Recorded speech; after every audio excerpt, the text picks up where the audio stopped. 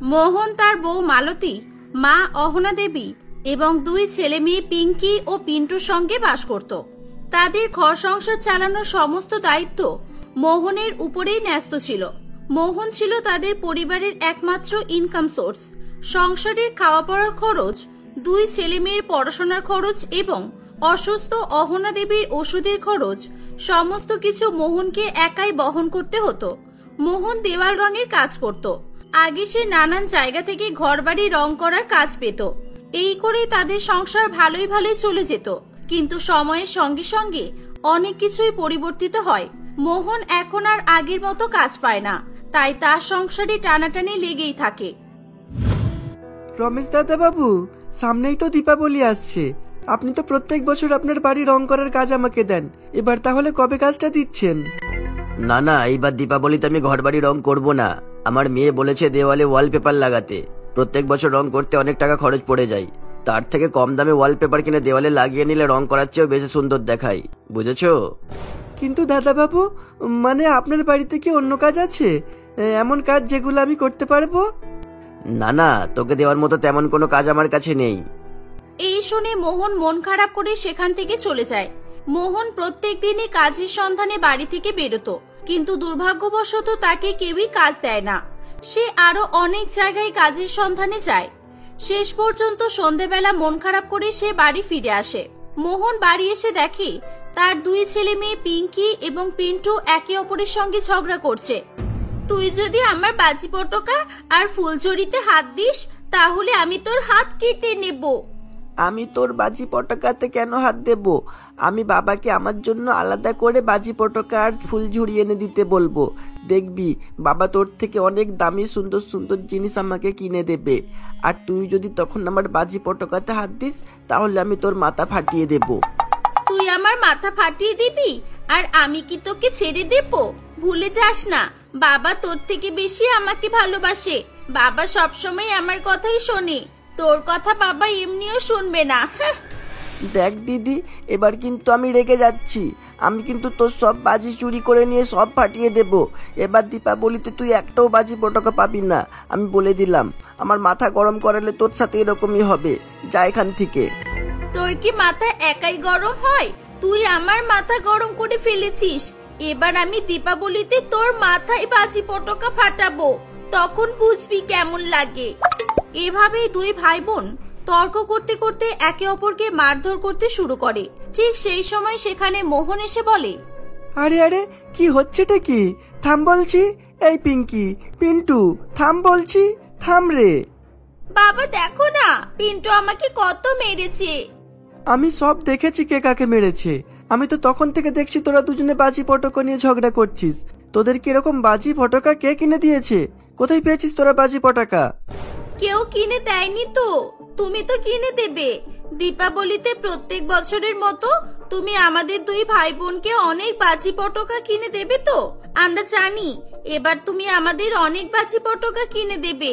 আমরা ওই বাজি পটকার কথাটাই বলছিলাম, যেগুলো তুমি কিনে দেবে না। দীপাবলির এখনো অনেক বাকি আছে, আর এখন থেকেই তোরা লাপালাপি করছিস। এখনো আমি তোদের বাজি পটকা কিনে দিলাম না, আর তোরা সেই নেই এখন থেকেই আকাশ পাতাল করছিস। যা পড়তে বস, না হলে স্কুলে স্যার ম্যাডামের কাছে আবার বকা খাবি।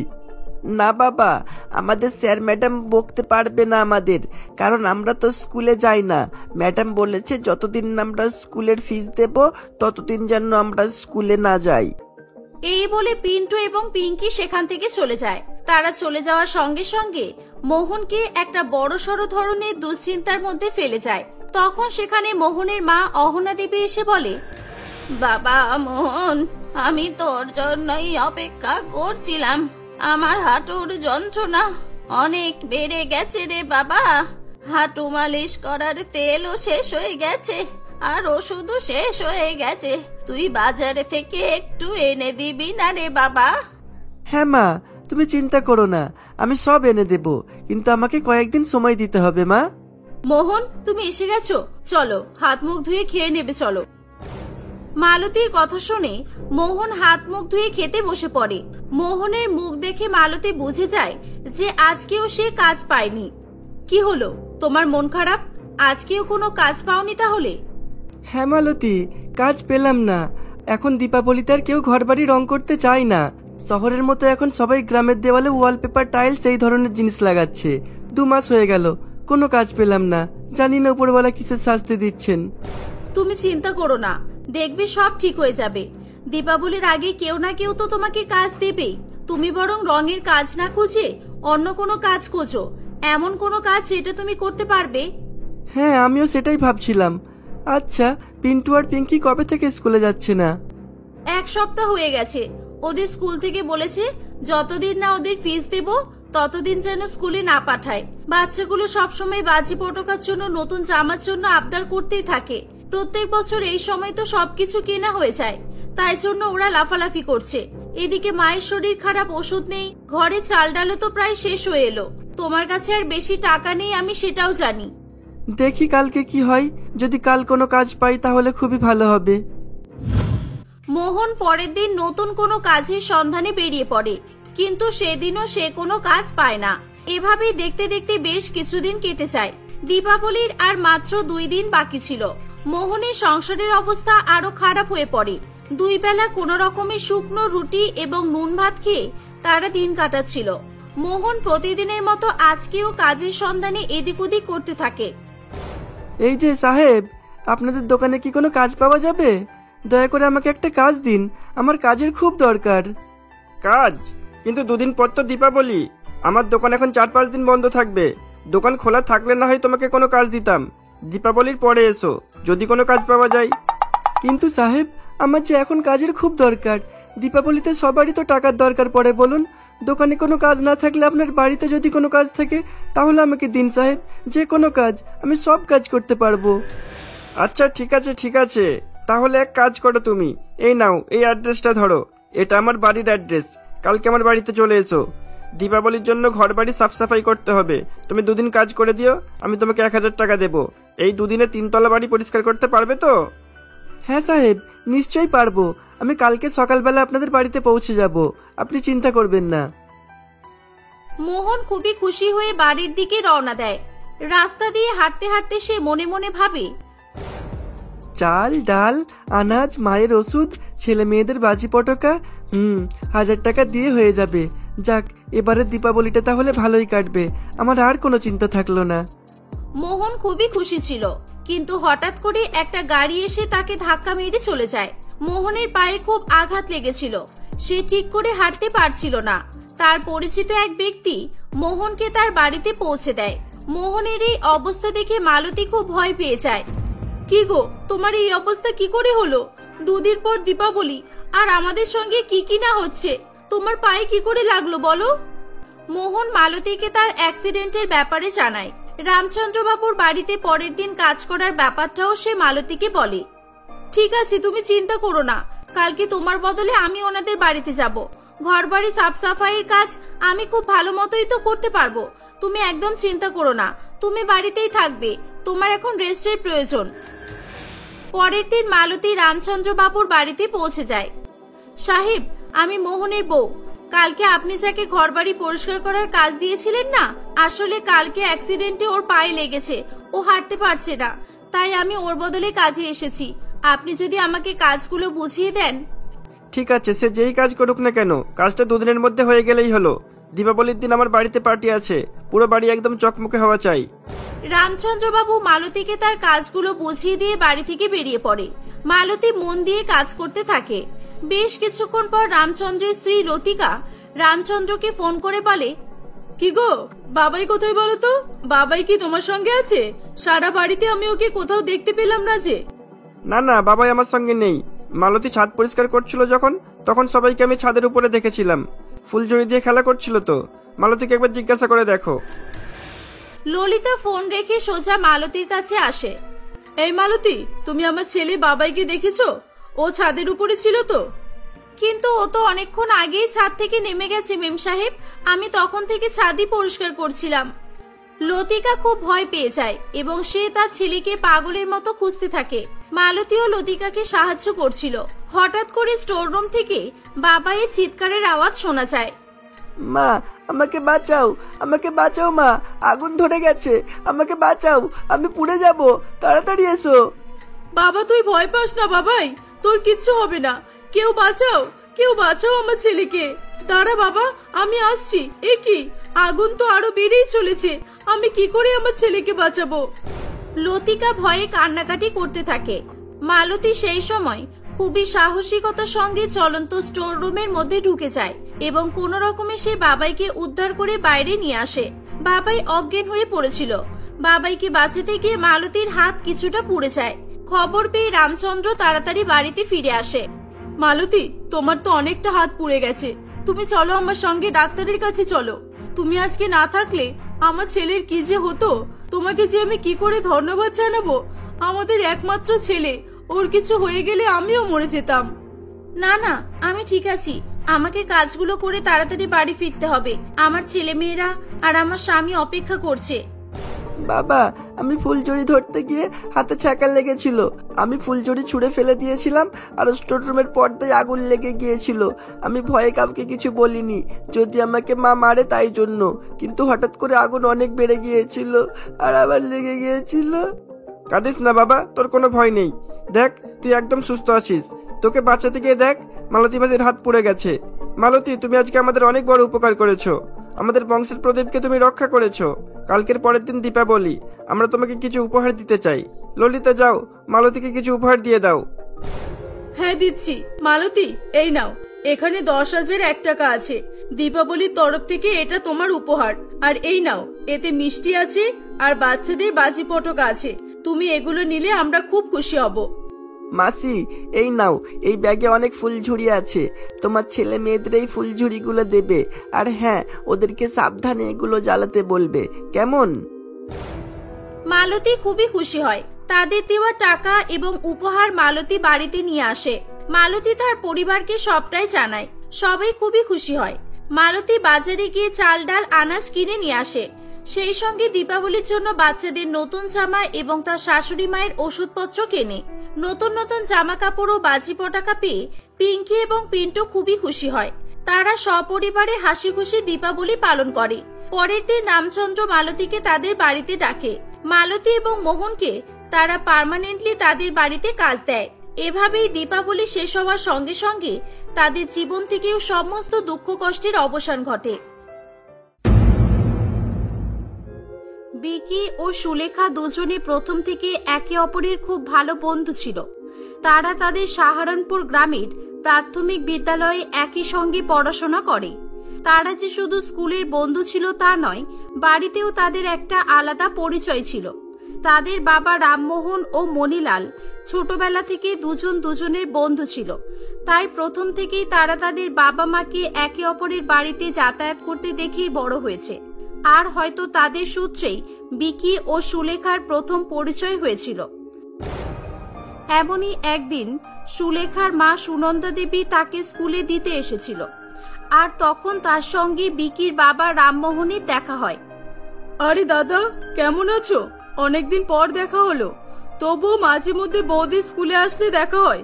কিন্তু তুমি তো ডুমুরের ফুল হয়ে গেছো একেবারে। তোমার দেখা পাওয়া ভাগ্যের ব্যাপার। হ্যাঁ, আমাকে তো ভালোই বলছো, কিন্তু ওই ব্যাটা মনিলালকে কেন দেখা যায় না সেটা আগে বলো। আমি তো তবুও মাঝে মাঝে এখানে আসি, কিন্তু ও তো এখানে আসেই না। ভাগ্যিস ছেলে মেয়েরা একসঙ্গে পড়তো, তাই মাঝে মধ্যে খোঁজ খবরটা পায় আর কি। আর নয়তো আমাদেরকে ভুলেই গেছে। হ্যাঁ, তা যা বলেছো। ওকেও কি দোষ দেব বলো তো?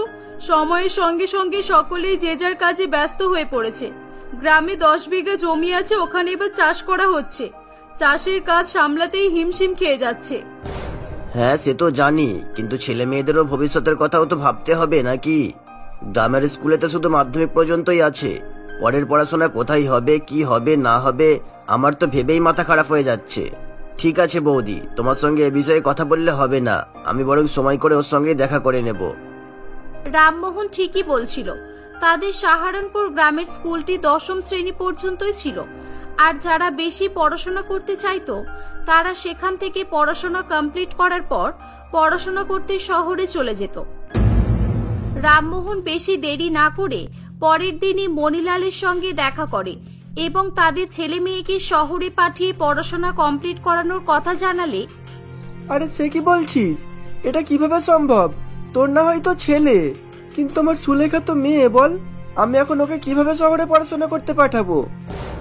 আরে পাগল, তুইও যদি গ্রামের অশিক্ষিত লোকদের মতো বলিস তাহলে সমাজ আগিয়ে যাবে কিভাবে?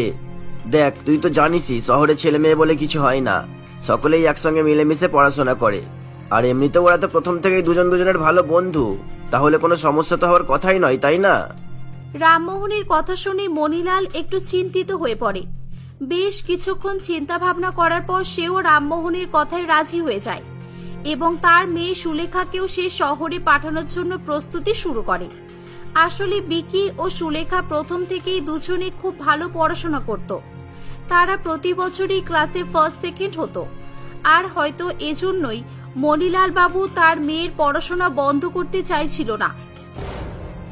কয়েকদিন পরে রামমোহন ও মণিলাল দুই বন্ধু শহরে গিয়ে একটি ভালো নামকরা স্কুলে তাদের ছেলে মেয়েদের ভর্তি করে দিয়ে আসে। বাবা, ওখানে গিয়ে কি আমি আর বিকি সবসময় একসঙ্গে থাকবো? হ্যাঁ মা, তোদের হোস্টেলে আলাদা আলাদা থাকতে হবে, তবে তোরা সারাদিন একই সঙ্গে স্কুলে কোচিং এ যাবি। ওখানে স্যার ম্যাডামরা খুবই ভালো, তোরা দেখবি তোদের কোনো অসুবিধা হবে না। এমনিতেও বাবা, বিকি আমার সঙ্গে থাকলে আমার কোনো চিন্তা থাকে না। ও ছোটবেলা থেকে আমার খুব খেয়াল রাখে আর ও সবসময় আমাকে পড়াশোনায় সাহায্যও করে। হ্যাঁ, তুই চুপ কর, তোকে আর বাড়িয়ে বাড়িয়ে বলতে হবে না। তুই যে প্রতিদিন আমার কত প্র্যাকটিক্যাল কত হোমওয়ার্ক করে দিস, কই সেটা তো কাকুকে বলিসনি। এভাবেই তারা দুই বন্ধু সেদিন বাবা মায়ের সামনেই একে অপরের গুণগান করা শুরু করে দেয়। এগুলো দেখে মণিলাল ও রামমোহনের খুব ভালো লাগতো। তাদের দুজনকেই শহরের হোস্টেলে দিয়ে আসা হয়। তারা দুজনে মন দিয়ে পড়াশোনা করতে থাকে। স্কুল কোচিংয়ে তো তারা একসঙ্গে পাশাপাশি বসতই এবং হোস্টেলে ফেরার পর তারা রুমে না গিয়ে কোনো একটি জায়গায় বসে তারা পড়াশোনার ব্যাপারে আলোচনা করত। এটা দেখে অন্যান্য স্টুডেন্টদের খুব রাগ হতো।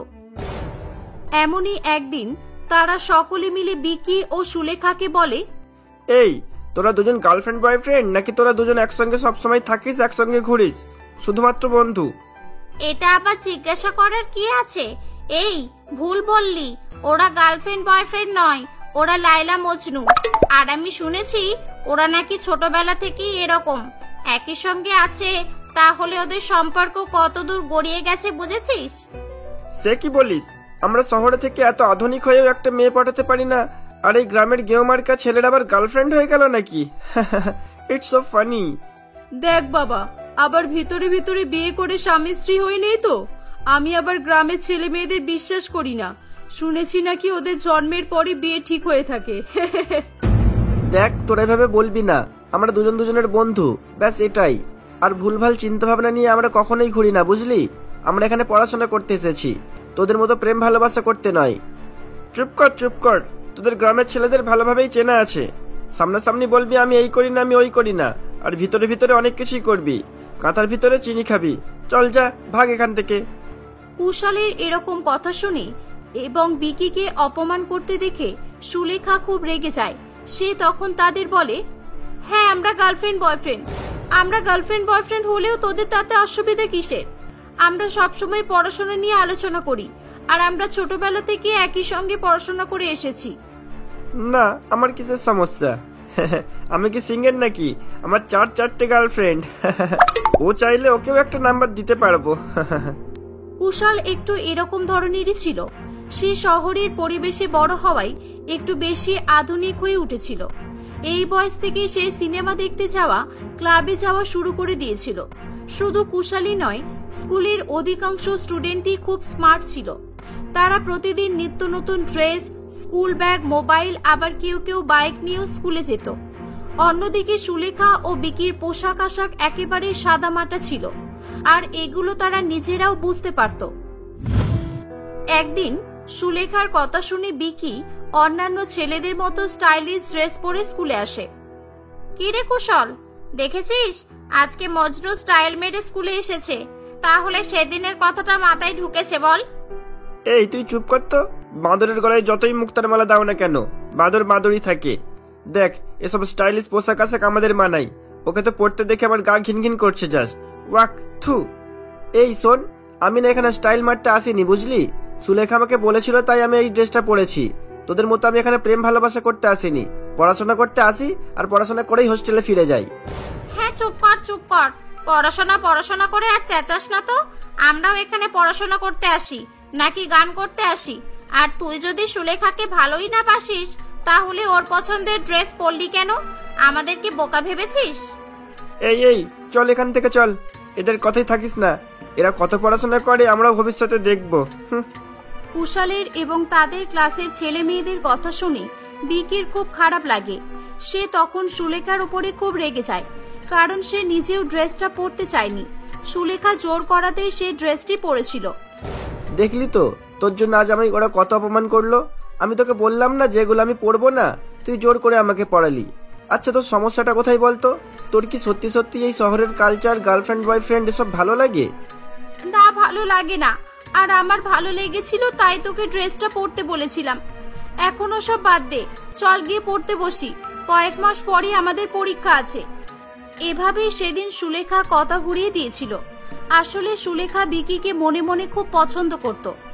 অন্যদিকে বিকিরও সুলেখাকে ভালো লাগতো, কিন্তু তারা একে অপরকে জানানোর সাহস পেত না। এভাবেই বেশ কয়েক মাস কেটে যায়। তাদের স্কুলের রেজাল্ট আউট হয়। তারা খুব ভালো নম্বর পেয়ে আগের মতোই প্রথম ও দ্বিতীয় স্থান অধিকার করে সকলকেই অবাক করে দেয়। তারা রেজাল্ট নিয়ে বাড়িতে এলে, বাবা বাবা, আমি এবছরও ভালো নম্বর পেয়ে সেকেন্ড হয়েছি। ওই শয়তানটা লাস্ট একটা উত্তর বললো না, না হলে আমি ফার্স্ট হতাম। না মা, এভাবে বলিস না। ও যদি তোকে লাস্ট অ্যান্সারটা বলতো তাহলে তো তোরা দুজনে একই নম্বর পেয়ে যেতিস, তাই না? তাই ও হয়তো লাস্ট অ্যান্সারটা দেখায়নি। আর শোন, ও তোর এত ভালো বন্ধু, ওকে শয়তান বলছিস কেন? দেখছিস না তোর রামমোহন কাকা এখানেই আছে? আরে দিদি, তুমি একটু চুপ করো, এটা ওদের ব্যাপার। আর আমি আছি তো কি হয়েছে? আমি কি মনিলালকে কিছু বলি না? হ্যাঁ, সেটা ঠিক আছে, কিন্তু ও তো মেয়ে। এই অভ্যাসটা তো ওর থেকেই যাবে। পরে ভবিষ্যতে ওরই অসুবিধা হবে। ও তো মেয়ে, দুদিন পর ওর দেখাশোনা শুরু করতে হবে। তখনই কি এরকম ভাবেই চলবে? সুনন্দা দেবীর কথা শুনে রামমোহন বাবু একটু চিন্তায় পড়ে। সে কিছুক্ষণ চিন্তা ভাবনা করার পর বলে, তাহলে দিদি আপনি এক কাজ করুন, আপনি সুলেখাকে বিয়ে না দিয়ে সারা জীবন বাড়িতেই রেখে দিন। মানে আমার বাড়িতে আমার ছেলে বিকির সঙ্গে বিয়ে দিয়ে। সে নিয়ে তুমি চিন্তা করো না। আমারও প্রথম থেকেই বিকিকে পছন্দ ছিল, কিন্তু ওরা ছোট বলে আমি কখনোই কিছু বলিনি। এখন ওরা বেশ বড় হয়েছে, দুদিন পর কলেজও শেষ করে ফেলবে। তা আমরা চাইলে বিয়ের কথাবার্তা মিটিয়ে রাখতেই পারি। তাদের বাড়িতে এরকম কথা হচ্ছে শুনে সুলেখা বিকিকে ফোন করে এবং তাকে সমস্ত কথা জানায়। সবকিছু শুনে বিকিও হেসে ফেলে এবং তাকে সে আগে থেকেই পছন্দ করত সেটা সে বলে দেয়। এটা শুনে সুলেখাও খুব খুশি হয়ে যায়। কিছুদিন পরে তাদের বিয়ের কথাবার্তা পাকা হয়ে যায়। তাদের পড়াশোনা শেষ হয়ে যাওয়ার পর তাদের দুজনের বিয়ে দিয়ে দেওয়া হয়। তারা প্রথম থেকে একে অপরকে চিনত, তাই বিয়ের পর তাদের কোনোই অসুবিধা হয় না। তারা হাসি খুশি বসবাস করতে থাকে।